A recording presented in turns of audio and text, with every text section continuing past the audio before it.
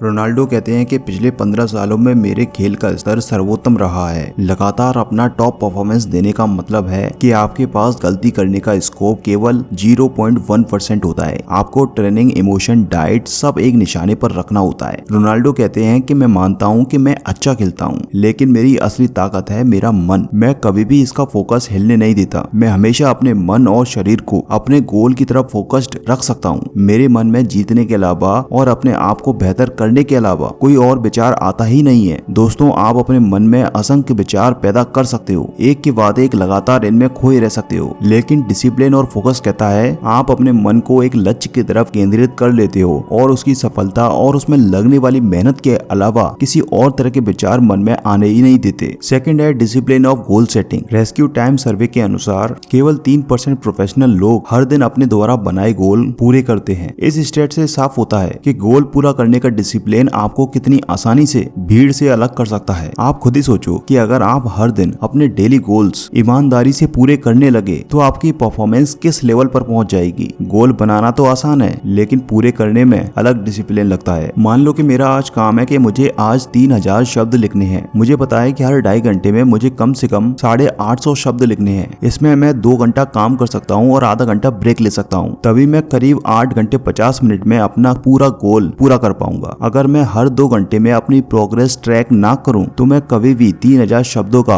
अपना टारगेट पूरा नहीं कर पाऊंगा। डिसिप्लिन ऑफ गोल सेटिंग कहता है कि गोल्स बनाना आसान है। अगर आपको पता नहीं है कि आप प्रोग्रेस को कैसे ट्रैक करेंगे तो आप कभी भी अपना गोल पूरा नहीं कर पाएंगे। माइकल फेल्प्स कहते हैं कि मेरे लिए सक्सेस का मतलब है गोल्स को पूरा करते जाना। वे कहते हैं कि मैं और कोच ट्रेनिंग और विजुअलाइजेशन से छोटे छोटे गोल्स बनाते थे और हर गोल का पीछा करते थे जब तक वह पूरा ना हो जाए। दोस्तों, इस डिसिप्लिन में एक बात छिपी हुई है। जब तक आपके पास गोल्स तक पहुंचने का प्रोसेस नहीं है तब तक आप प्रोग्रेस को ट्रैक भी नहीं कर पाएंगे। अगर आप सच में सीरियस हैं तो इस समय अपने गोल्स को पूरा करने का प्रोसेस लिखिए और उस प्रोसेस को हर दिन ट्रैक कीजिए। Number 3, discipline of showing up. Colonel Sanders पूरी जिंदगी भर फेल होते रहे। उन्हें खाना बनाने और खिलाने का शौक था। उन्होंने कई जॉब्स बदले, कई कंपनियों में काम किया। जब उन्होंने पैसे जोड़कर रेस्टोरेंट खोला तो विश्व युद्ध शुरू हो गया, जिस कारण भारी नुकसान हुआ और उन्हें रेस्टोरेंट बंद करना पड़ा। उसके बाद कर्जा लेकर फिर होटल खोला तो होटल में आग लग गई। कर्नल सैंडर्स विचित्र किस्म के इंसान थे। उनके झगड़े और लफड़े होते रहते थे। उनका अपने दोस्तों के प्रति व्यवहार भी सरल नहीं था। इन सब कमियों के बावजूद भी वे सफल हुए क्योंकि उनमें हर दिन काम करने का डिसिप्लिन था। उन्हें किसी तरह का नुकसान, एक्सीडेंट, बदकिस्मती विचलित नहीं कर पाई, जिस कारण वे KFC स्थापित कर पाए। जब भारी नुकसान होता है, जब आपके पास जॉब नहीं होता, जब आप फेल हो जाते हो, जब कोई आपका सामान नहीं खरीदता तो हर सुबह भी अंधेरा अंधेरा सा लगता है। बिस्तर से उठने का मन नहीं करता। यहाँ आता है डिसिप्लिन ऑफ शोइंग अप, जो कहता है कि कल चाहे जो भी हुआ हो, आज आप अपनी पूरी ईमानदारी से काम करेंगे। किसी ने कहा है कि 80% of success is showing up every day. Nadal 2019 Rome master जीतने के बाद बड़ी अच्छी बात कहते हैं। कभी कभी आप एक के बाद एक फाइनल्स हारते हैं। कभी कभी आपको चोट के कारण मैच बीच में छोड़ना पड़ता है। फ्रस्ट्रेशन भी होता है, लेकिन आप हर दिन कोर्ट पर जाते हैं और हर दिन प्रैक्टिस करते हैं। जब आपके पास ये डिसिप्लिन होता है तो आपको और आपके आसपास सबको पता होता है कि आप हर दिन काम शुरू करेंगे। तब आपको हर दिन खुद को मोटिवेट करने में एनर्जी और समय नहीं लगाना पड़ता, जिससे आपके पास नई स्ट्रेटेजी सोचने, नई स्किल सीखने और काम करने का समय होता है। Number 4, discipline of elimination. विश्व युद्ध 2 के बाद जापान की कमर टूट गई थी। यहाँ की इंजीनियरिंग और प्रोडक्शन दुनिया में सबसे पीछे था, लेकिन 1975 के आते आते जापानीज प्रोडक्ट्स की क्वालिटी अमेरिकन प्रोडक्ट से 5 गुना बढ़ गई। यानी उनमें 5 गुना कम खराबी आती थी और बनाने का समय 3 गुना कम हो गया। ऐसा क्या हुआ कि 30 सालों में जापान की इंजीनियरिंग अमेरिका से 15 गुना आगे निकल गई? इसका जवाब है काइजन। काइजन का एक मतलब होता है लगातार गलतियां हटाते जाना। जापानीज वर्कर्स का और मैनेजर्स का एक ही गोल था, गलती नहीं करनी। जो भी हो, प्रोसेस बदलो, अलार्म लगाओ, दीवारों पर निशान लगाओ, लेकिन हर प्रकार की गलती खत्म करो। गलती नहीं करनी, गलती नहीं करनी। ये वर्कर्स के लिए चेतावनी नहीं थी, बल्कि इंस्पिरेशन थी। डिसिप्लिन ऑफ एलिमिनेशन कहता है कि इम्प्रूव करने के लिए आप देखते हैं कि आपको कौन सी आदत या कमी आपको रोक रही है और उसे पूरी तरह जड़ से मिटाना है। बाकी इंप्रूवमेंट्स लाने के लिए आपको नई चीजें सीखना पड़ती हैं। वहीं डिसिप्लिन ऑफ एलिमिनेशन में आप आपको गलती हटाते जाना है। ऐसा करने से आप उतने ही एफर्ट में अपनी प्रोग्रेस कई गुना ज्यादा बढ़ा सकते हैं। Number 5, discipline of deep thinking. Mark Cuban कहते हैं कि मैं सिलिकॉन वैली के बेस्ट इनोवेटर्स और मैनेजर से मिलता रहता हूँ। इनके पास बहुत नॉलेज होती है। ये चाहे तो हिस्ट्री, पॉलिटिक्स, मैक्रो इकोनॉमिक्स से लेकर जीन इंजीनियरिंग पर डिबेट कर सकते हैं। लेकिन इनमें एक खास बात होती है, ये लोग अपनी जोन में रहते हैं, यानी अपनी थॉट एनर्जी बिखरने नहीं देते। ये लोग गॉसिप, स्पोर्ट्स और न्यूज के प्रति रिएक्ट नहीं करते, जिससे ये लोग एक ही प्रॉब्लम के बारे में गहराई से सोच सकते हैं। इसलिए ये लोग नए इनोवेशंस आसानी से लेकर आते हैं। डिसिप्लिन ऑफ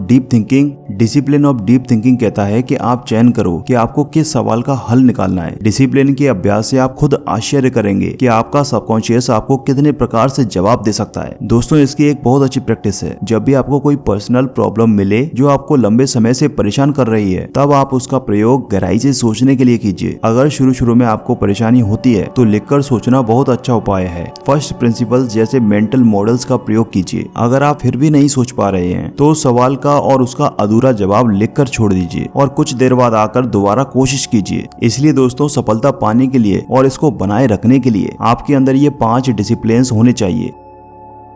दोस्तों, अगर आपको ये वीडियो पसंद आया तो आपकी स्क्रीन पर शो हो रहे वीडियोस को भी आप जरूर देखिए। ये वीडियो भी आपके बहुत काम आएंगे और आपको इन वीडियो से बहुत कुछ सीखने को मिलेगा। और दोस्तों, अगर आप मेरे चैनल पर पहली बार आए हैं तो मेरे चैनल को भी जरूर सब्सक्राइब कीजिए। मैं इसी तरह के वीडियोस यहाँ पर लाता रहूंगा।